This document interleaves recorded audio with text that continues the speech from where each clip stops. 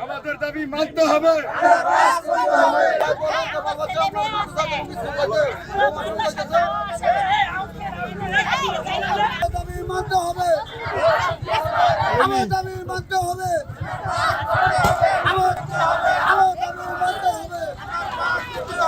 পুরুষ মেয়ে ছেলে পুরুষ মিলাইয়া প্রায় 10,000 লোক বাস করি।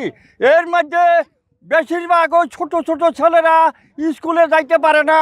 আমার মতো বয়সের লোকেরা এই পার হইতে পারি না এবং হাঁটতে পারি না। সুতরাং এই রাস্তাটা আমাদের অতি জরুরি এবং এই রাস্তা যদি আমাদের আন্ডারপাস না হয় তাহলে আমাদের এই গ্রামটা চিরদিনের জন্য বিভক্ত হয়ে যাবে। তাই আমি সরকারের নিকট আকুল আবেদন, আমাদের এই আবেদন যেন এই আন্ডারপাসটা করে দেয়। এখানে আমরা আজকে হাজির হয়েছি একটি কারণে, আমাদের এখানে একটা আন্ডারপাস অত্যন্ত জরুরি। কারণ আমাদের এই মহল্লা মিলে প্রায় 10,000 মতো মানুষ বাস করে। অনেক বাচ্চারা আছে স্কুলে যায়। বিশেষ করে আমার এখানে 3টা মসজিদ আছে। একটা মসজিদ একদম এখানে কাছে, এই পাশে অনেকগুলো মুসল্লি আছে। আমাদের এই মসজিদে আসে, আমাদের এই মসজিদের সমাজের মানুষ এই পাশে আছে। কিন্তু তারা রাস্তাটা যদি আন্ডারপাস না হয় তাহলে তাদের আসা যাওয়া বন্ধ হয়ে যাবে এবং আমাদের মসজিদটা এক পর্যায়ে দেখা গেছে কানা হয়ে যাবে।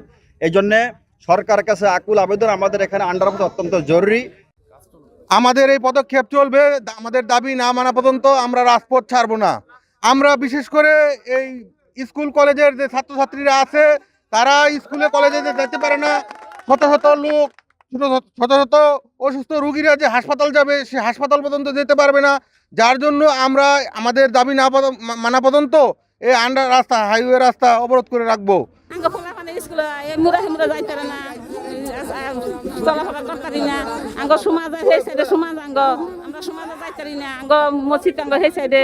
এটা আমরা কেমবে চলমু, রাস্তা করে দেন।